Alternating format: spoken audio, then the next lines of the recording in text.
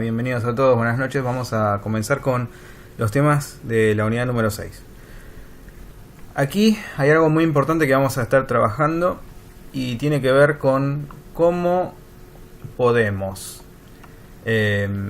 dividir nuestros problemas para resolverlos de manera más sencilla. De eso se trata. Y para eso vamos a utilizar dos herramientas que tenemos disponibles, o al menos dos conceptos que vamos a poder aplicar dentro de lo que es la programación. Estos conceptos son las funciones y los procedimientos. Ahora vamos a ir viendo qué es cada uno de ellos y cómo se puede utilizar. En general, nuestro intento va a consistir en, dado un problema, tratar de dividir ese problema en partes más pequeñas para dividir cada una de esas partes de manera individual.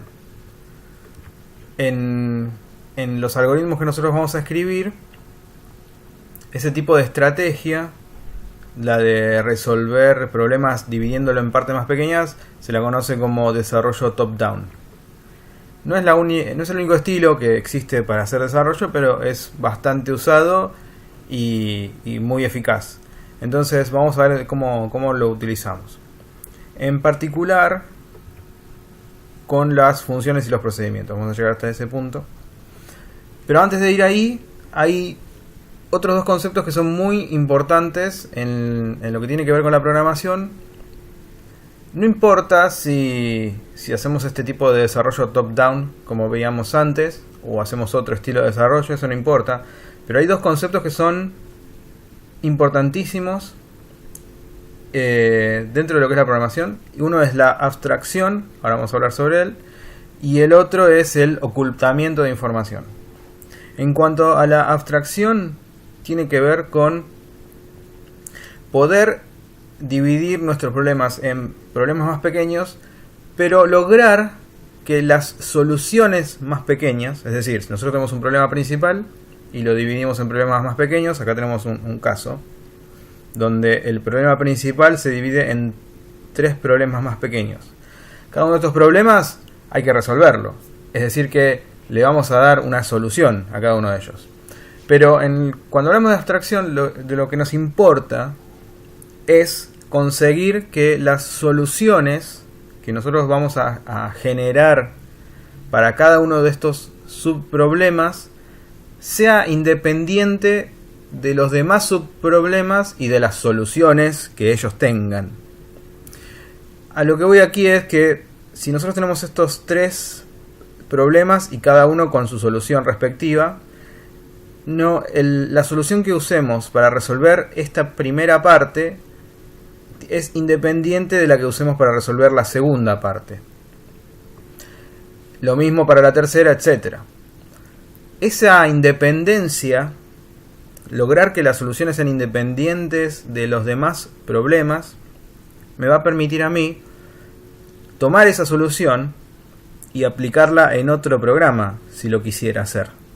Porque como esta solución que yo estoy creando ahora es independiente de los demás problemas y o soluciones que yo tenga también en este programa, esa independencia me permite a mí tomar esa solución que acabo de crear y llevármela a otro programa. Y eso es muy valioso, porque me ahorra mucho tiempo y trabajo. Piensen que algo que yo ya escribí, porque al final nosotros vamos a escribir código, ese código que yo ya escribí, ahora lo puedo usar en otro programa, sin tener que volver a gastar el tiempo en pensarlo y en escribirlo. Eso es muy valioso. Entonces, este concepto de abstracción tiene que ver con lograr que los problemas que nosotros planteemos, o los subproblemas que nosotros planteemos como al problema principal, las soluciones que le demos sean independientes entre sí. Esa es lo principal de la abstracción. Lo siguiente, que también es muy relevante respecto de la programación, tiene que ver con el ocultamiento de la información, y consiste principalmente en hacer que estos subproblemas de los que hablábamos antes resuelvan algo, pero que para nosotros en principio no sea relevante cómo hacen para resolverlo. Me refiero a que tenemos un subproblema, vamos a volver al caso anterior para solamente como ejemplo. Tenemos uno de estos problemas, por ejemplo, el problema de calcular promedio de notas, que es una de las divisiones que decidimos hacer a nuestro problema principal.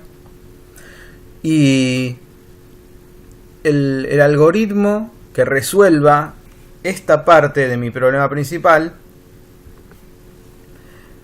tiene que calcular un promedio, pero para mí, como programador, no es importante qué estrategia utiliza ese algoritmo para resolver ese promedio.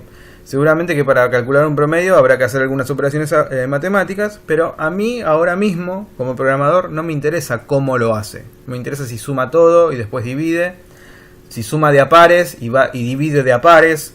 Realmente la técnica que utilice ese algoritmo para resolver lo que él tiene que resolver no es algo que me interese en este momento.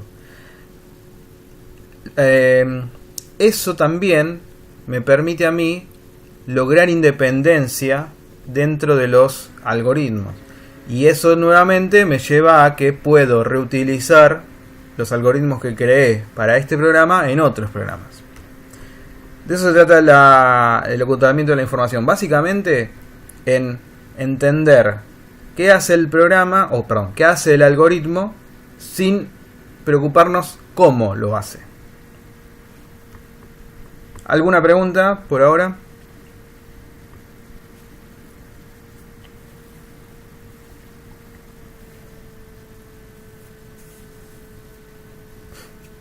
Ninguna, bien. Bueno, continuamos.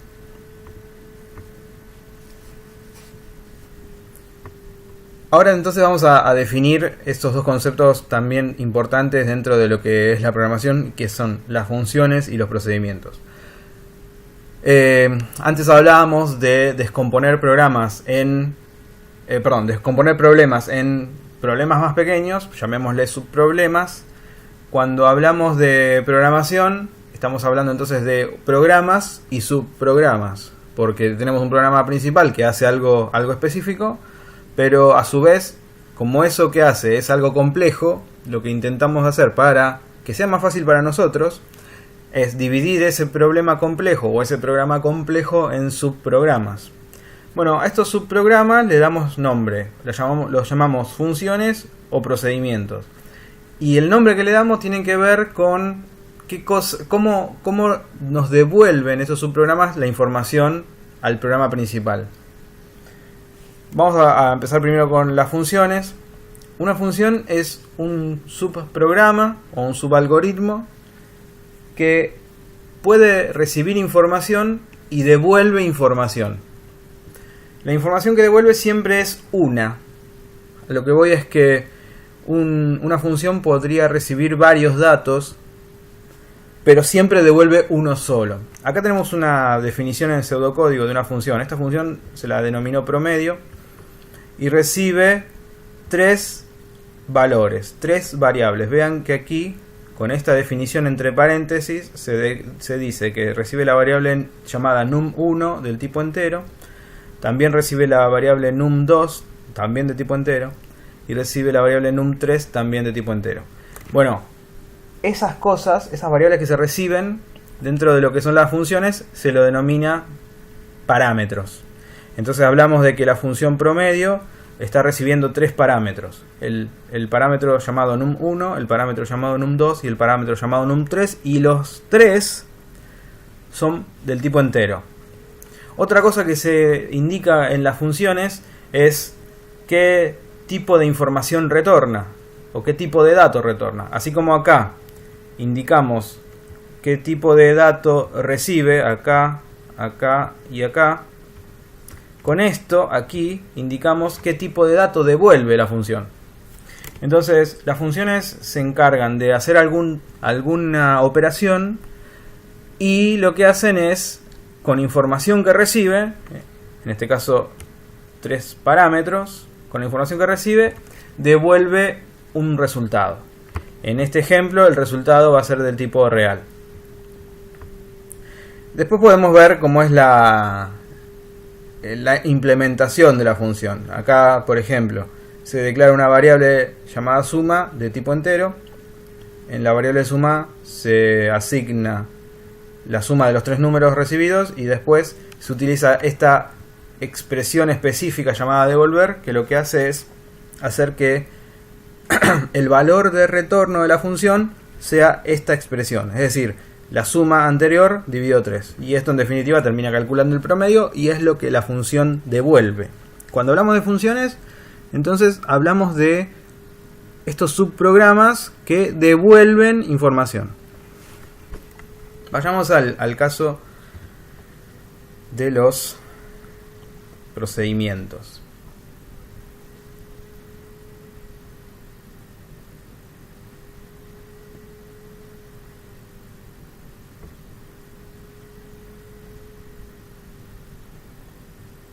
Como que tarda un poquito acá en cargar.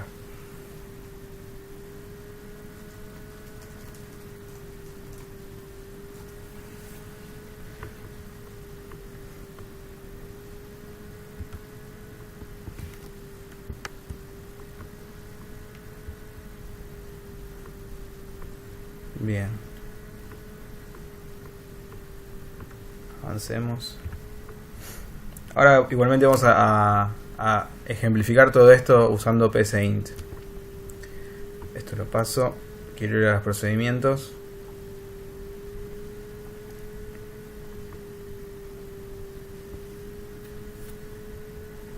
Bueno, y los procedimientos son similares a las funciones porque lo que hacen es permitirme a mí describir un subalgoritmo.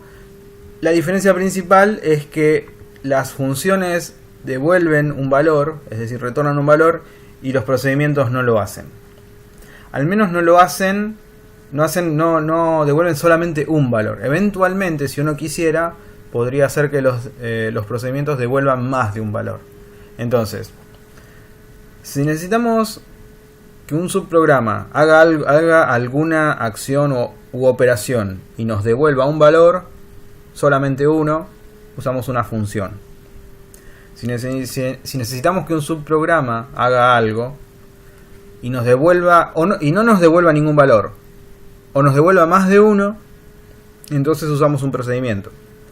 Muchas veces usamos procedimientos porque queremos hacer varias acciones y no necesitamos que nos devuelva nada. Simplemente necesitamos que las acciones ocurran. Entonces usamos un procedimiento. Y a veces nos pasa también que necesitamos hacer acciones, pero como resultado de esas acciones necesitamos más de un dato de resultado. Entonces ahí usamos también procedimientos.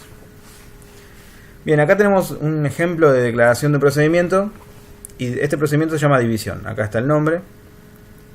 También indica los parámetros que va a recibir, cómo se van a llamar y de qué tipo van a ser. Vean aquí en este ejemplo, num1 y num2 son tipo entero.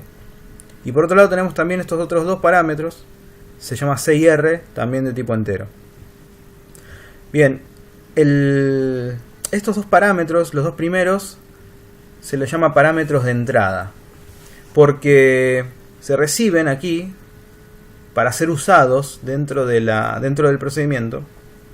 Y por otro lado, tenemos estos otros dos parámetros, C y R, que se los llama parámetros de salida, porque la intención de este procedimiento es devolver dentro de esos dos parámetros información asociada a la operación que el procedimiento hace.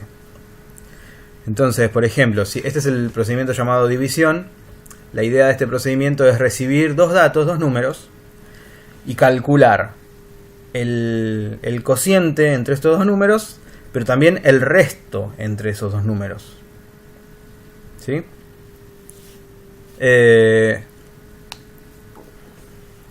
Vean que, por ejemplo, acá en cociente lo que hace es asignar la división entera. Este operador llamado div era el que calculaba la división entera. Y este otro operador llamado resto era el que calculaba justamente el resto. Nosotros eso lo estuvimos usando en psint, porque psint tiene un operador llamado mod que me devuelve el resto de una división. Y eso lo usamos, por ejemplo, para el ejercicio FISBAS, porque teníamos que determinar si un número era divisible por 3, es decir, si su resto de dividirlo por 3 daba 0, etc. Eso supongo lo recuerdan. Bien, entonces en este caso lo que estamos haciendo es un procedimiento llamado división, recibe dos datos, dos números, parámetros de entrada, y devuelve otros dos números, parámetros de salida. Bueno, eso es básicamente el tema de funciones y procedimientos. Ahora vamos a ver cómo nos ayudan un poco con algún ejemplo.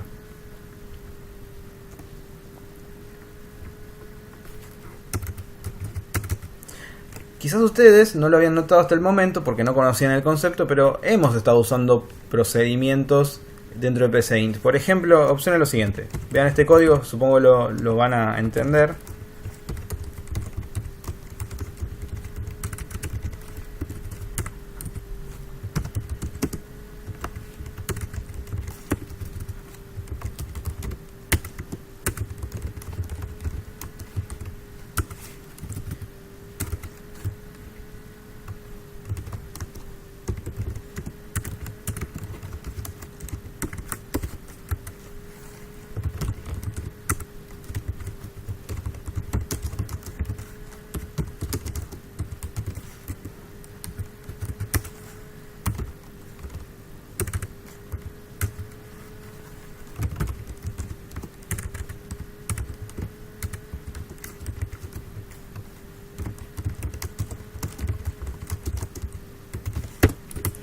Entonces, vean este código que nosotros tenemos acá en este programa. Aquí nosotros estamos usando procedimientos. ¿Alguien se anima? Si quiere lo puede decir, o si no puede escribirlo, como prefieran. ¿Alguien se anima a indicar qué procedimiento estamos usando aquí? ¿O cuáles procedimientos? Porque hay más de uno que estamos usando aquí.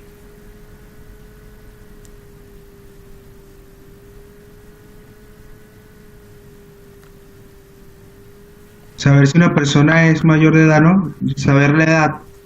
Podría ser el procedimiento. Perdón. ¿Cuál es el procedimiento aquí? Saber si una persona es mayor de edad. De acuerdo, eso es lo que este programa hace, eso es cierto. Pero dentro de las instrucciones que usé en este programa, ¿hay procedimientos? ¿Se está llamando algún procedimiento aquí? ¿Calcular la edad? No es eso. Acá se está usando dos procedimientos. El primero que se está usando se llama mostrar. Esto lo usamos muchas veces anteriormente. Pero esto es un procedimiento. Porque yo no sé cómo funciona ese procedimiento a mostrar. No sé cómo lo hace. Pero sé que hay algo que él hace. Y en particular es presentar algo en la pantalla. Ahora, yo no sé cómo lo hace. Seguramente el procedimiento mostrar esté compuesto de varias instrucciones. En algún lado ese procedimiento mostrar está escrito y tiene sus instrucciones propias, que yo no sé cuáles son, pero sé que está allí y sé que funciona. Yo lo que hago es llamarlo y decirle al procedimiento mostrar que haga lo que él sabe hacer, que es mostrar información en la pantalla.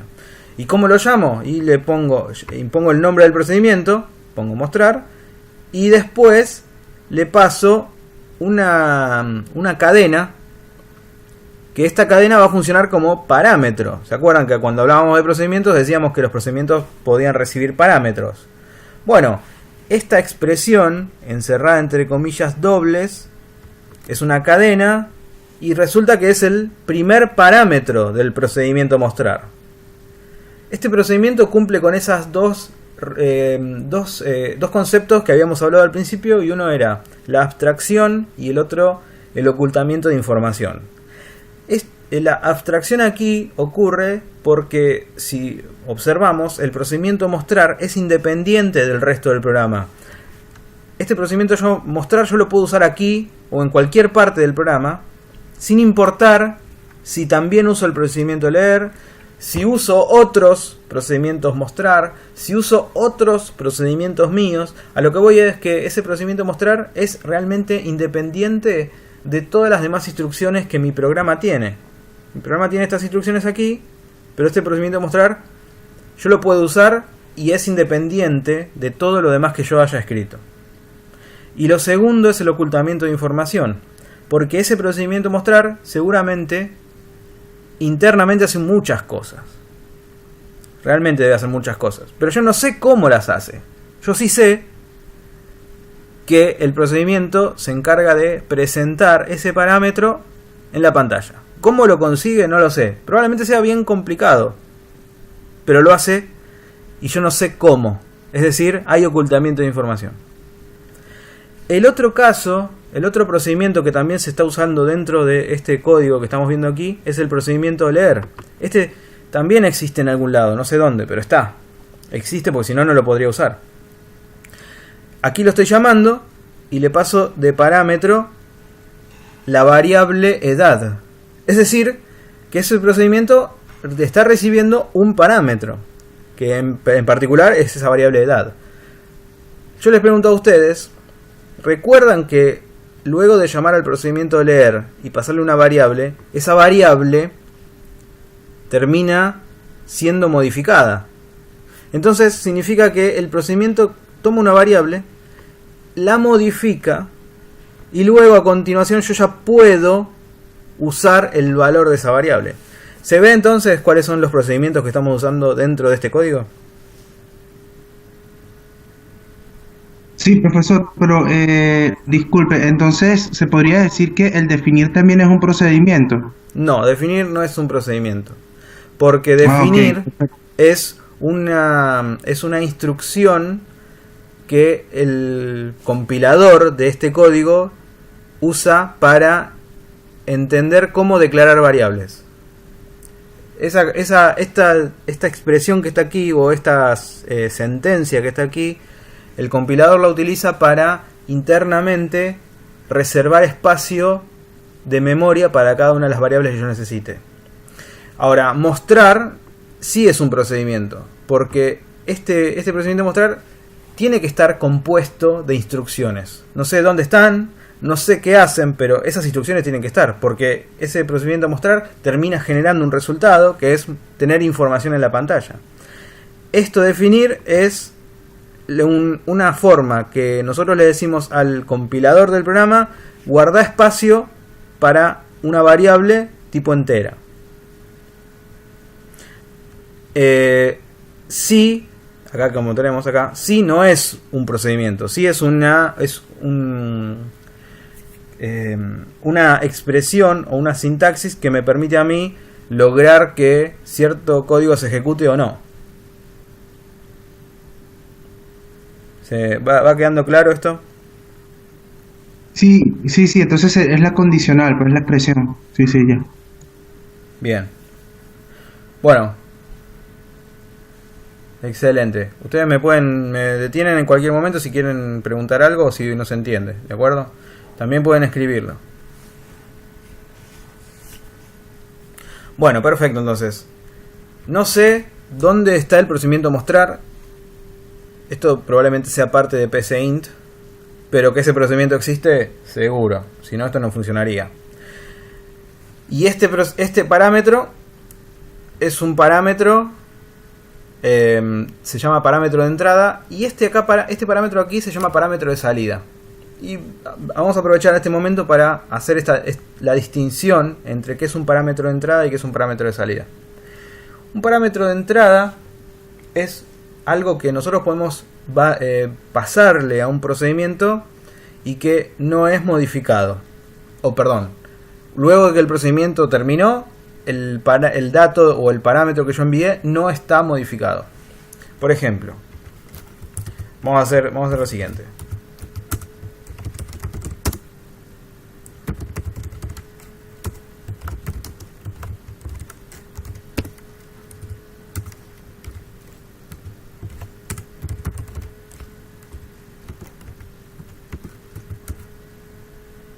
Vean, acabo de definir una variable mensaje. En esa variable mensaje asigno esta cadena Y ahora al procedimiento mostrar le envío la variable mensaje. Esto es exactamente lo mismo que tenía antes, solo que con más instrucciones, pero el resultado va a ser el mismo.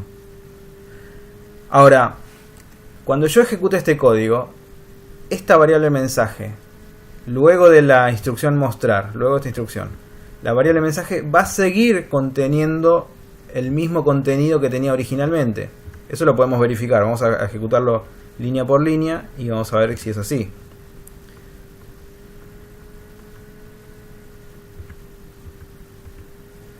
Bien, acá está la variable mensaje. Si observamos la variable mensaje, ahí se observa, ¿no?, que el contenido es ingrese su edad. Bien,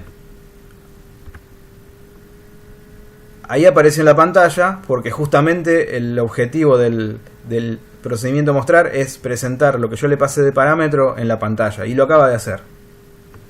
Ahora voy a observar cuál es el contenido de la variable mensaje ahora. Vean, ahí se observa, dice mensaje, dos puntos, ingrese su edad. Es decir, que su contenido sigue siendo el mismo que tenía antes. Antes de llamar al procedimiento mostrar, la variable mensaje contenía el texto ingrese su edad. Luego de llamar al procedimiento mostrar, la variable sigue conteniendo el mismo valor. Cuando entonces la variable que yo paso como parámetro no es modificada por el procedimiento, se dice que es una variable un parámetro de entrada. ¿Se entiende? Yo llamo a un procedimiento, a ese procedimiento le paso un parámetro. Si ese parámetro luego del procedimiento contiene el mismo valor que tenía originalmente, ese parámetro se lo llama parámetro de entrada. No es lo mismo aquí, porque por ejemplo la variable edad todavía no tiene valor. Voy a detener y voy a asignarle un valor. Esperen. Quiero mostrarles esto bien ejemplificado. En la variable edad voy a asignar -1. Como edad, el -1 no tiene ningún sentido, pero yo quiero darle un valor para mostrarles a ustedes que el valor cambia.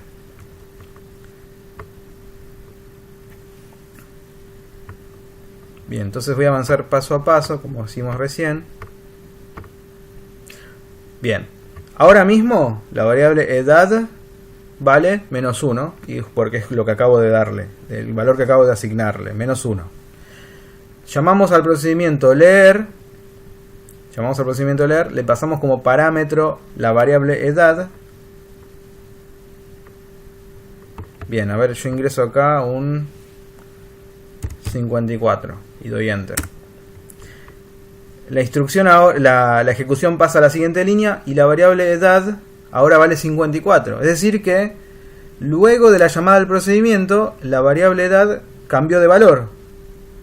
Cuando eso pasa, se dice que el procedimiento está recibiendo un parámetro o el parámetro por referencia. ¿Qué significa? Que el procedimiento probablemente va a cambiar el valor de ese parámetro. Acá el procedimiento de leer edad recibió un parámetro llamado edad, que originalmente valía -1, lo habíamos puesto acá.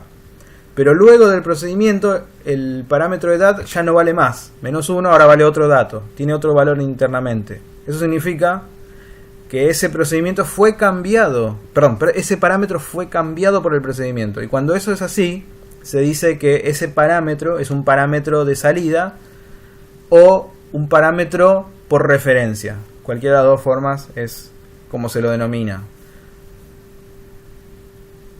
¿Queda claro esto? ¿Se entiende? Eso probablemente lo hayan leído dentro de la unidad y quizás no habían caído de qué estaba hablando. Eso de los parámetros de entrada y parámetros de salida, o parámetros por valor y parámetros por referencia. ¿Sí? ¿Estamos? ¿Me siguen?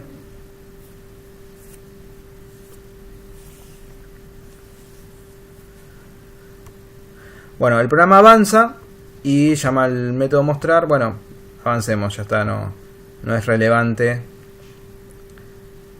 No es relevante porque lo que yo quería mostrar con este ejemplo de código era que estábamos usando procedimientos que no lo sabíamos porque hasta ahora no habíamos definido el concepto, pero lo estamos usando, y que los procedimientos pueden o no modificar los parámetros que reciban. Si no los modifican, se los llama parámetros de entrada o parámetros por valor. Y si los modifican, se llaman parámetros de salida o por referencia. Bien. ¿Preguntas? ¿Alguna otra cosa que quieran saber de esto que no se haya entendido?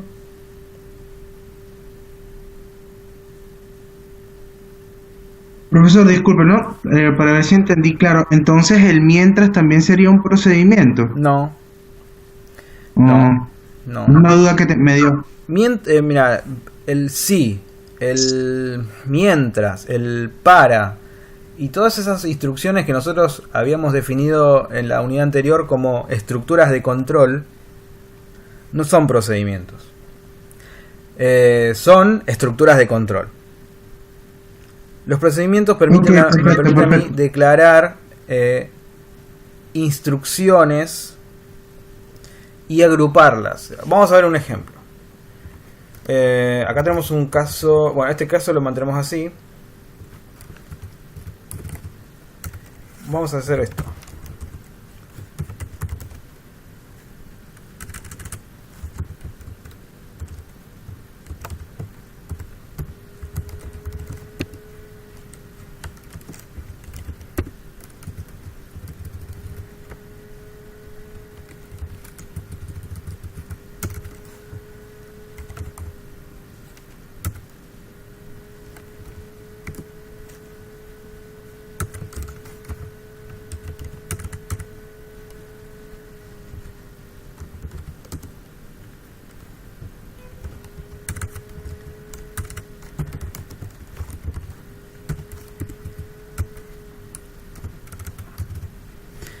Esto no se declaraba así, pero no me acuerdo exactamente cómo se hacía, pero lo vamos a encontrar en internet ahora mismo.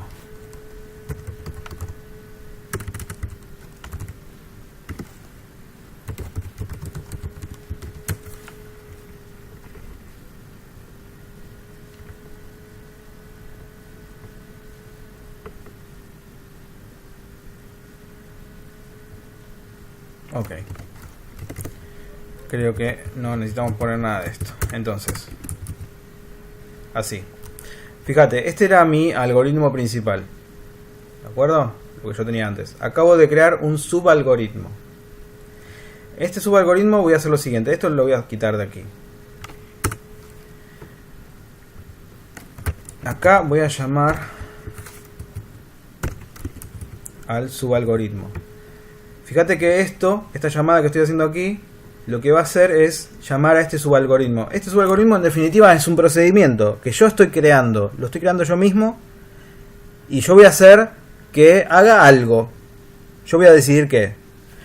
Este procedimiento, que lo llamé mostrar mensaje de bienvenida, recibe un parámetro llamado año. Vamos a llamarlo años. Años, que es la cantidad. Mi idea es que allí esté la cantidad de años que tiene una persona. Entonces el mensaje de bienvenida va a ser: bienvenido a este programa, usted es mayor de edad o usted es menor de edad.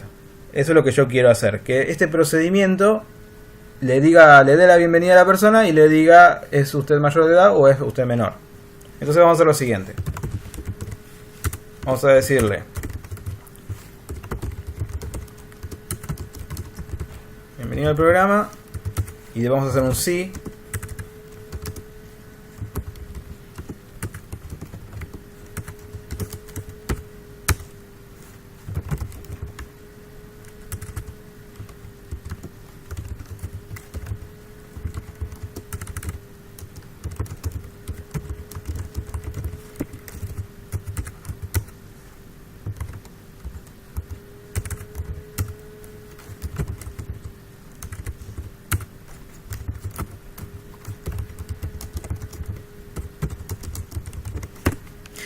Y acá acabo de declarar un procedimiento. Este procedimiento tiene un nombre, se llama mostrar mensaje de bienvenida. tiene parámetros, en particular uno solo ahora. ¿Y qué hace ese procedimiento? Bueno, hace dos cosas. Te pone el mensaje bienvenido al programa, y segundo, dependiendo de el parámetro años, te muestras que sos mayor o que sos menor. Esto es un procedimiento creado por mí. ¿Qué hace ese procedimiento? Estas dos cosas que les conté. ¿Cómo se llama al procedimiento? ¿Cómo se lo invoca? Bueno, en mi programa principal... muchas gracias, sí, ahí estoy viendo que me equivoqué. Gracias Silvia. En el programa principal se pone el nombre del procedimiento que voy a llamar, entre paréntesis se le pasan los parámetros que yo quiero que el procedimiento reciba, y la ejecución del programa pasa inmediatamente al procedimiento. Ahora se ve un poco más claro qué es un procedimiento. Vamos a ejecutarlo línea por línea para que ustedes vean cómo esto va ocurriendo. Entonces arranco allí, define una variable, define otra. En la variable mensaje asigna la cadena esa y llama al procedimiento mostrar pasándole de parámetro la variable mensaje. ¿Qué ocurre? Que eso aparece en la pantalla. Muy bien. En la variable edad se asigna un valor cualquiera. Se llama el procedimiento leer edad. Vamos a ingresar.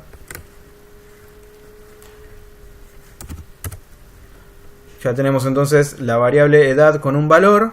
Y ahora se llama el procedimiento mostrar mensaje de bienvenida y se pasa de parámetro la variable edad con su valor. El valor actualmente de la variable edad es 37. Entonces ese valor se pasa al procedimiento. Avancemos un paso. Y ahora vean, se empezó a ejecutar el procedimiento. Avanzo un paso más. Llamamos al procedimiento mostrar, que lo que va a hacer es mostrar en la pantalla bienvenido al programa. Y a continuación se hace un sí para determinar si le mostramos el mensaje es mayor o es menor.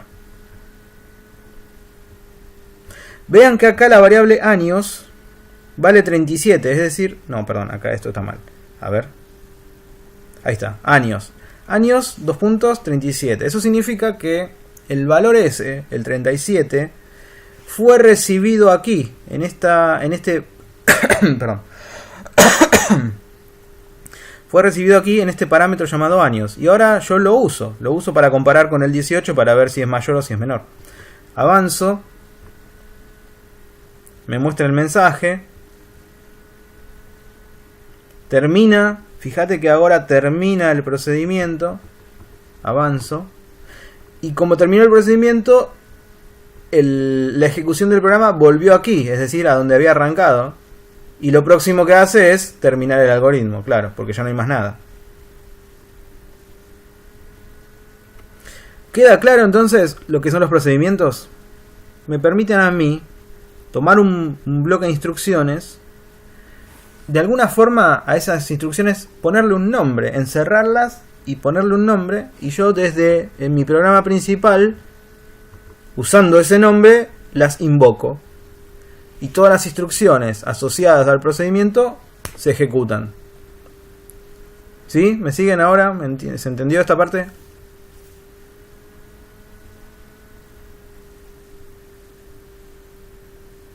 Sí, profesor. Lo que pasa es que ahora veo ahí que cuando coloca mostrar mensaje de bienvenida, coloca la edad y abajo coloca años, ¿no? Entonces, Sí. El subalgoritmo lo colocó, o sea, veo que no interfirió la edad con años. Entonces me gustaría, Claro. o sea, eso es algo que lo hace directamente el programa, que una vez coloca mostrar mensaje de bienvenida, solamente eso llama al otro procedimiento. Exacto. Y no es importante el nombre que tengan las variables acá con el nombre que tienen los parámetros acá. No es importante. Si la variable de edad tiene un número, ese número va a ser puesto aquí y de ahora en más vas a poder usarlo. Si la variable de edad contenía un 8, ese 8 va a llegar acá. Y lo vas a poder tomar en la variable años, vas a poder compararlo con el número que quieras y vas a tener ese 8. No es importante el nombre. Acá se puede llamar años, acá se puede llamar edad. Al revés, se pueden llamar igual, se pueden llamar distinto, no es lo importante. Lo importante es que los valores que vos tengas acá cuando haces la llamada, le decimos la llamada del procedimiento, le decimos a esta instrucción. Cuando desde el programa principal llamamos al procedimiento, acá entonces decimos, cuando hagas esta llamada, le vamos a pasar estos datos, pero no importan los nombres de las variables, lo que importa es lo que contengan, porque lo que contienen va a ser pasado a los parámetros del procedimiento y luego va a poder ser usado dentro del procedimiento.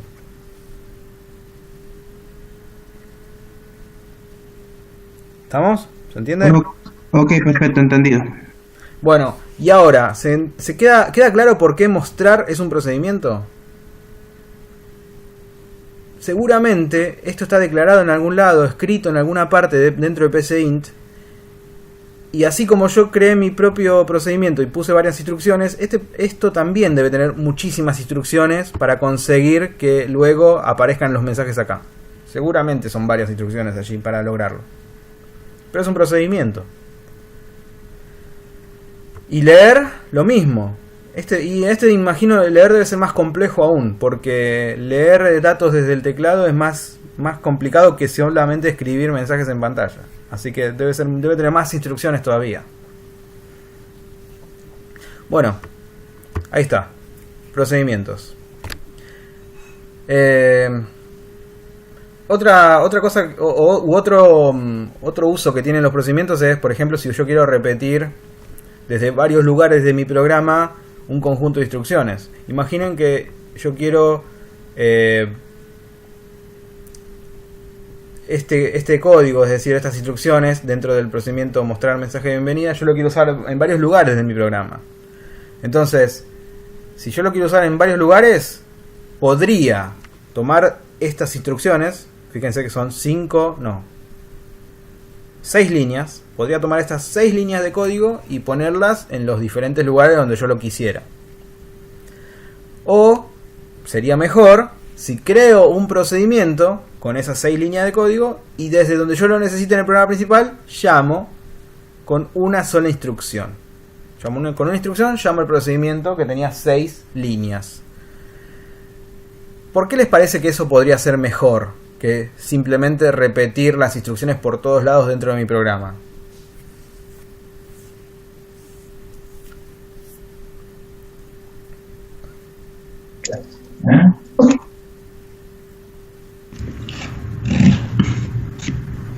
¿Cómo era la pregunta, perdón? Lo que yo digo es, yo necesito en alguna parte, en varios lugares de mi programa necesito tener estas 6 líneas, estas 6 instrucciones las necesito en varios lugares. Entonces podría en varios lugares tenerlas, o la otra opción es, creo un procedimiento con el nombre que a mí me guste, pongo las 6 líneas dentro, y donde sea que en mi programa principal yo lo necesito, lo que hago es, por ejemplo, no sé, lo pongo aquí. Así. Yo podría, acá lo llamé 2 veces. 2 veces llamo al procedimiento. Pero podría simplemente tomar las 6 líneas, ponerlas en lugar de esta, y luego las mismas 6 líneas y en lugar de esta otra. El programa va a hacer lo mismo. No es que va a hacer cosas distintas. Va a hacer exactamente lo mismo, de una manera o de la otra. Pero, ¿por qué sería mejor usar la estrategia esta de crear esas 6 líneas como procedimiento en vez de repetirlas? Y porque estarías aprovechando la reutilización de código. Exacto. Porque haces una función genérica y la reutilizas en diferentes partes del programa. Perfecto. La reutilización de código es muy interesante porque me ahorra trabajo. Me ahorra mucho trabajo. Pero también ayuda a entender mejor el algoritmo, y a la hora de resolver algún problema también es más eficiente. Sí, es más claro, seguramente el algoritmo es más claro que tener un montón de cosas. Es más fácil leer una línea que dice mostrar mensaje de bienvenida que tener un montón de instrucciones aquí. Seguramente que es más fácil de entender. Pero hay algo que también tienen que tener en cuenta, y es que es cierto que me ahorran trabajo porque estoy reutilizando código, pero para mí lo más importante también es que me permiten a mí modificar. Si yo necesito hacer una modificación al código, lo hago en un solo lugar. Si yo tengo estas 6 instrucciones por acá en el programa y después más adelante por acá en el programa, y resulta que yo necesito cambiar porque resulta que ahora para considerar a alguien mayor de edad es, por ejemplo, supongamos que hay un cambio de leyes, es alguien mayor de edad si tiene más de 16 años. Bueno, esta comparación, que yo la habría tenido para varios lugares dentro de mi programa, ahora la tengo en un solo lugar. Y por lo tanto, si yo necesito cambiar esto, lo cambio en un solo lugar. Y esto es muy importante también, porque no solamente me ahorra trabajo la reutilización de código cuando escribo mi programa por primera vez, sino que me ahorra trabajo en el futuro cuando tenga que modificar mi programa. Así que es muy interesante el tema este del procedimiento, porque me permite realmente ahorrar mucho trabajo. Bien, no sé si tienen alguna pregunta o algo más al respecto. Si no lo tienen, voy a pasar a mostrarles la resolución de los ejercicios que les pasé la semana pasada. Antes de ir ahí, díganme por favor si hay dudas o consultas de este tema.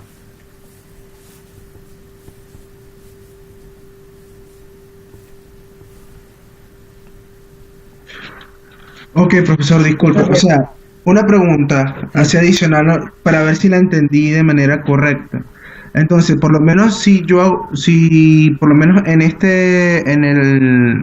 el mostrar mensaje de bienvenida, ¿no? Usted lo repitió.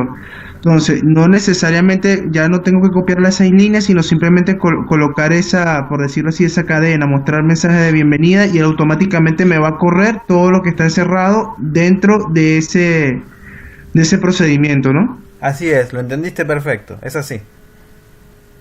Ok, buenísimo, profesor. Imagínate que ahora querés el mensaje de bienvenida 3 veces. Bueno, si lo querés 3 veces, hacemos así. Ya está, ahora está 3 veces. Y esto es, fíjate desde el punto de vista de esfuerzo, esto es más fácil que escribir nuevamente todo esto. Entonces te está ahorrando trabajo eso. Pero no es lo único. Lo que voy es que si bien te ahorra trabajo porque reutilizás código que ya tenés escrito, no es lo único. También lo que decía antes, creo que es Lucas, es que el código queda mucho más claro. Que es más fácil de entender y también es más fácil de modificar. ¿Sí? Estamos entonces con este tema. Disculpe, profesor, ¿podría correr el programa? Sí, para ver el funcionamiento como tal. Sí. Gracias. Bueno, ahí yo voy a ir de a poquito, paso a paso, para que vos veas cómo va ejecutándose y qué instrucción en particular va ejecutándose.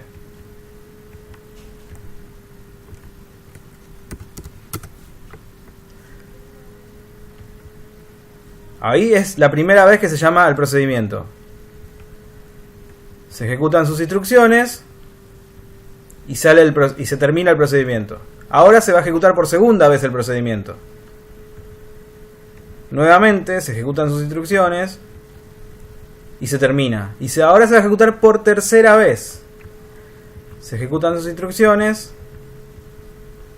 y se termina, y justo se termina también el programa principal. Y ahí estamos. Buenísimo, profesor. Eso es un tremendo truco. ¿Se ve entonces? ¿Ya queda claro el concepto, la idea, cómo se usa? Sí, señor. Bueno, me alegro. Bueno, vamos a trabajar en el algoritmo FISBAS. Este era un ejemplo, un ejercicio que les pedí que hicieran. Muchos de ustedes lo entregaron, no estoy seguro porque no tengo la cuenta si lo hicieron todos, pero ahora les voy a mostrar una solución. Para mostrar números del 1 al 100, esto es fácil, es usar una instrucción para que vaya desde 1 hasta 100, usar el procedimiento mostrar para presentar datos en la pantalla y con eso lo tienen. La complejidad estaba en conseguir que bajo ciertas condiciones se mostrara el número u otra cosa. Entonces, lo primero que decía era Si el número era divisible por 3, mostrar tal cosa. Si era divisible por 5, mostrar tal otra. Y si era divisible por 3 y por 5, otra cosa distinta incluso. Bueno, la solución, la mayoría lo hizo, sería evaluar primero si la condición de ser divisible por 5 y por 3 era cierta. Para determinar si un número es divisible por 3 y por 5 se puede escribir así. En este caso el número es la n, que es lo que estoy usando yo. n mod 3 igual a 0. Si n mod 3 es igual a 0 es que el número se puede dividir por 3. Y, esta es la otra condición, n mod 5 igual a 0. Eso quiere decir entonces que el número n es divisible por 3 y, vean acá, el i es divisible por 5. Y acá tiene que ver algo que habíamos estudiado ya en unidades pasadas, que es la forma de utilizar estos operadores para evaluar expresiones. El operador i y el operador o. En su momento trabajamos con eso y estuvimos viendo cuándo una expresión que usa el operador i es cierta y cuándo una expresión que usa el operador o es cierta. No sé si recuerdan, hablábamos de que estaba lloviendo y era de día, etc. Todas esas cuestiones. Bueno, acá lo estamos usando. Si es así, entonces mostramos FISBAS. Si no, tenemos que ver si es divisible por 3. Entonces, si n es divisible por 3,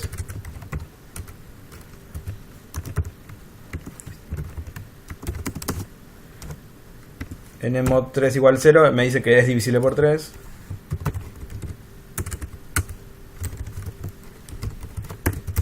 Si no,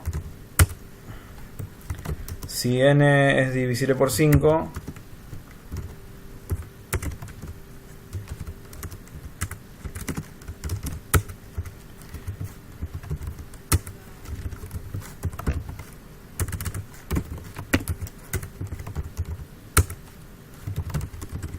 si no pasa nada de todo esto, mostramos el número. Bueno, este es el ejercicio que casi todos han entregado.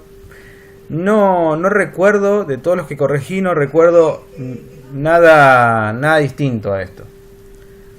Estaban todos encarados de una manera muy similar. No había, digamos, no había nada fuera de este tipo de solución. Vamos a ejecutarlo. Bueno, ahí me devolvió todos los números y las palabras en donde correspondía. Entonces ahí están los datos, etcétera. Bueno, creo que no hay mucho que comentar sobre este ejercicio. Este era el fácil dentro de todo, el sencillo. Vamos a trabajar en el ejercicio de los billetes. Entonces voy a sacar todo esto.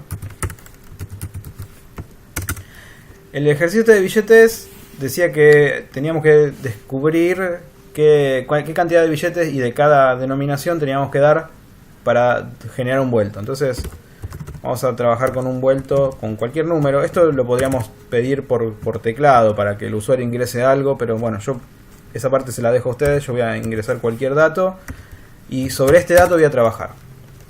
Lo que podemos hacer es lo siguiente, es dado que yo tengo billetes de 200, quizás con algunos billetes de 200 consigo dar este vuelto. Entonces voy a hacer ese intento de dar billetes de 200. ¿Qué hago? Bueno, voy a poner así, billetes 200 va a ser una variable. En esa variable voy a asignar un 0. Voy a asignar un 0 porque inicialmente no sé cuántos billetes de 200 voy a tener, pero bueno, yo arranco con un 0. Y ahora vean, voy a usar un ciclo mientras. Esta es una forma, después le vamos a ver otra.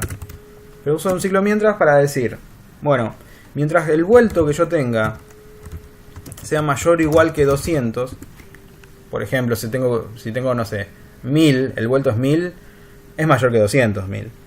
Entonces yo podría entregar un billete de 200. ¿Cómo voy a darme cuenta que puedo entregar un billete de 200? Lo que voy a hacer es usar la variable billete de 200 como acumulador. Eso habíamos hablado ya, Las variables tipo acumulador me sirven para... perdón, esta la voy a usar como contador, no como acumulador. Lo que hago es incrementarla en 1. Digo, bueno, los billetes de 200 que voy a entregar es uno más de lo que ya tenía. Pero ahora el vuelto que tengo que dar ya no es más el vuelto original. Ahora es el vuelto menos los 200 que acabo de entregar. Entonces digo, el vuelto... en el vuelto voy a asignar el vuelto que tenía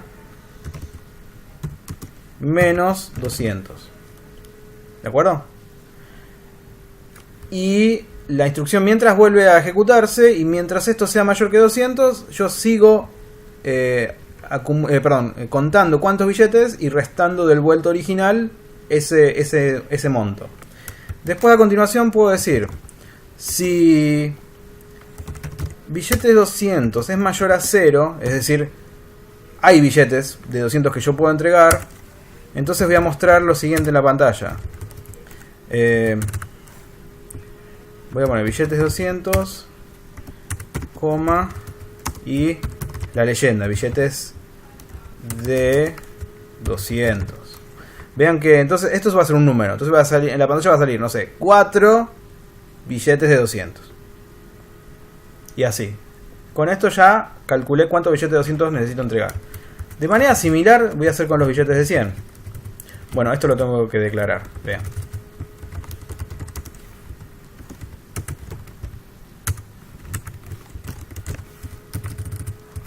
Y con los billetes de 100 también tengo que hacer algo parecido. Tengo que declarar cuántos billetes, los billetes de 100 voy a tener.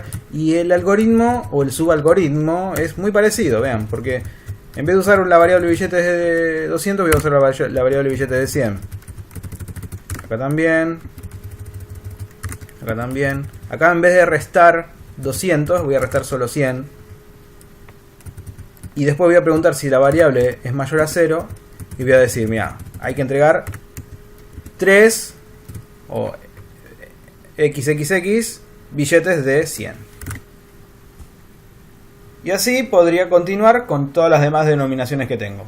Y de esa manera podría resolver el problema. Yo voy a hacerlo rápido. El otro caso eran billetes de 50.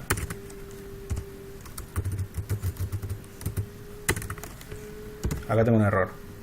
Vean. Era 100. El billete de 50. A 50. Acá también. Acá en vez de restar 100, resto 50. Y si la variable de 50 me quedó mayor a 0, le muestro eso. Y así siguen. De esa manera pueden entonces determinar cuántos billetes de cada denominación hay que entregar. Vamos a terminar esto.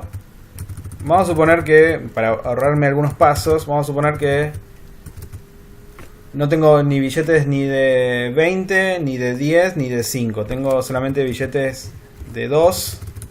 Me voy a ahorrar algunos pasos. Billetes de 2 y después billetes de 1.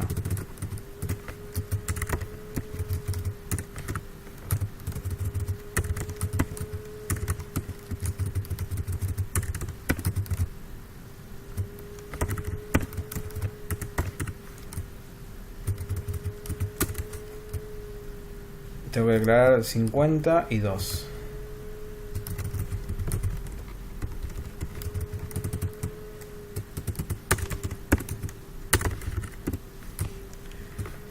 Bueno, y me falta, ¿qué pasa con los billetes de 1? Bueno, los billetes de 1 no hace falta que haga todo este algoritmo, porque si todavía me quedó vuelto por entregar, ese vuelto lo voy a tener que entregar en billetes de 1, por lo tanto, lo que me queda es esto.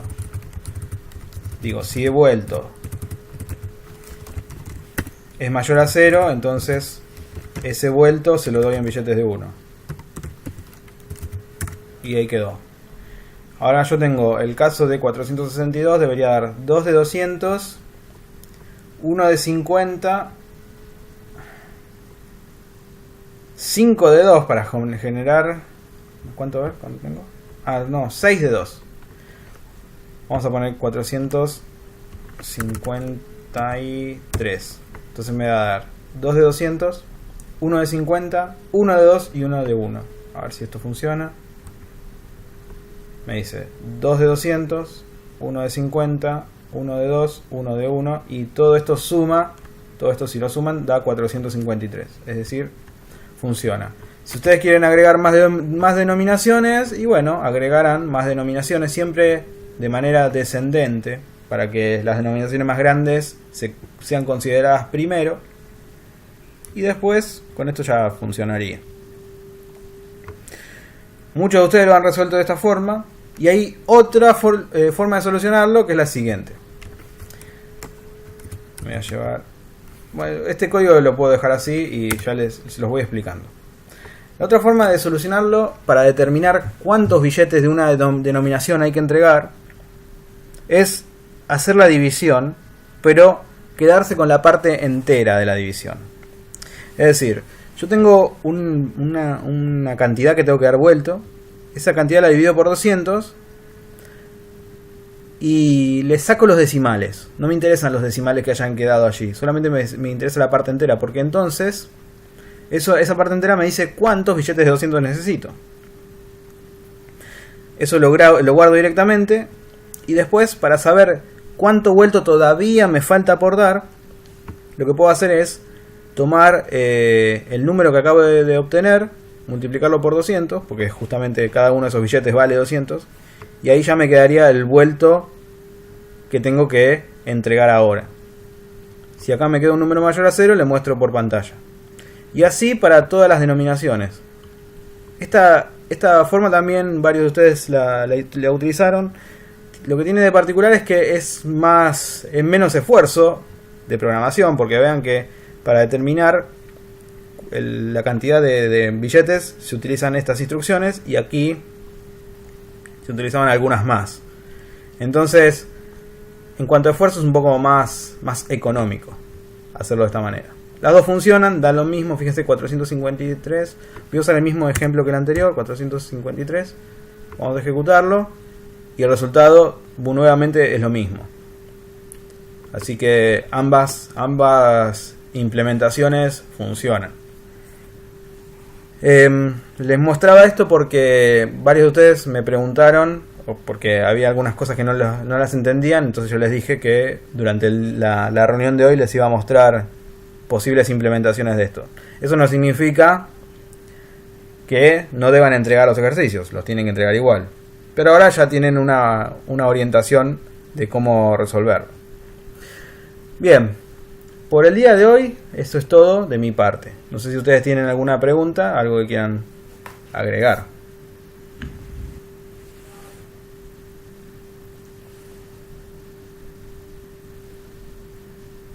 No.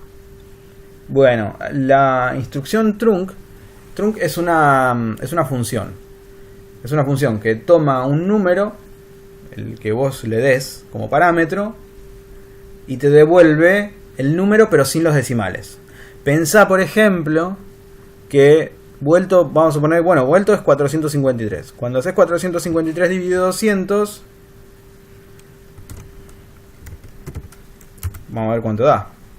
453 dividido 200. Eso da 2,265. Pero a mí no me interesa el 265. A mí me interesa solamente el 2. El 2 este. Este 2 me interesa nomás. El 265 no me interesa el 2. Bueno, trunc es una función a la cual recibe un número. Esto, pensá que es un número. Cuando haces esta cuenta, esto te da un número. Y lo que hace esta función trunc es devolverme la parte entera de ese número. En este ejemplo me devolvería este 2.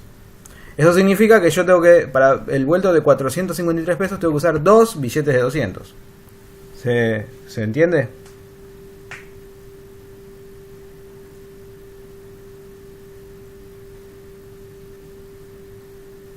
Bien.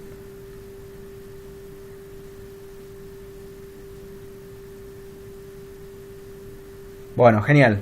¿Alguna otra pregunta?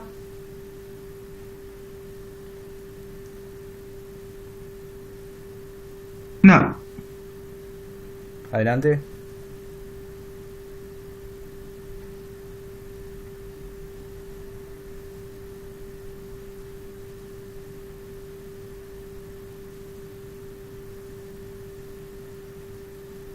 Bueno, las variables no tienen un valor inicial. No es que arrancan con algo. Uno tiene que asignarles el valor inicial que quiere que la variable tenga. No podemos confiar en que el lenguaje va a darle un valor inicial a las variables por nosotros. Eso tenemos que hacerlo siempre.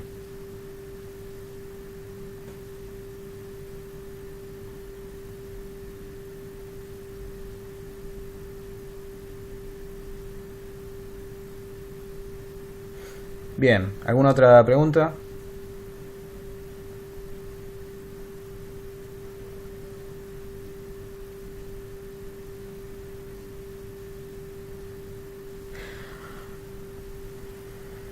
Bueno, bárbaro, muchas gracias entonces por asistir hoy.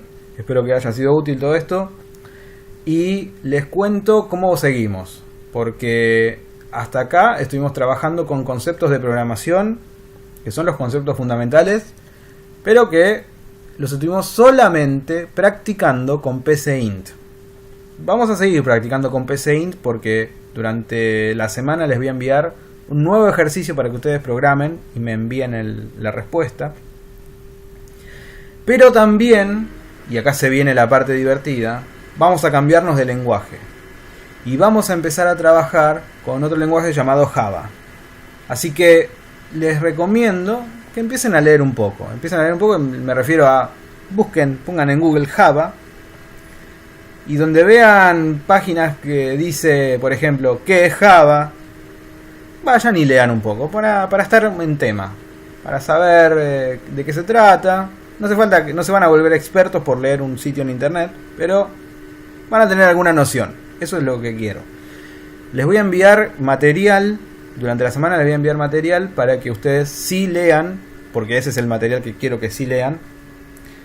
Todo lo demás que lean también está bien, no hay ningún problema. Si buscan en internet, tienen libros o lo que sea y quieren leer sobre la cuestión, adelante, está muy bien. Pero hay un material que es el material oficial y ese se lo voy a enviar para que ustedes lo usen como referencia. Y ya la semana que viene nos vamos a volver a encontrar para hacer ejercicios en Java. Yo los voy a ayudar porque quiero mostrarles sintaxis, quiero mostrarles algunas cosas específicas que tiene el lenguaje. Pero les voy a empezar a pedir, o les vamos a empezar a pedir, ejercicios hechos en Java. Así que se empieza a poner divertido esto. ¿Y por qué les digo eso? Porque Java es un lenguaje de verdad. PCInt es un lenguaje, pero solamente se usa con fines didácticos. Java se utiliza en desarrollo profesional. E incluso es, hasta donde recuerdo, que hasta el año pasado, no sé cómo están las estadísticas de este año, pero hasta el año pasado era el lenguaje más usado en el mundo. Así que es interesante. Bueno, de mi parte eso es todo. Nos volvemos a encontrar la semana que viene ya con estos nuevos temas. Gracias a todos por participar y nos vemos la próxima semana. Gracias gente.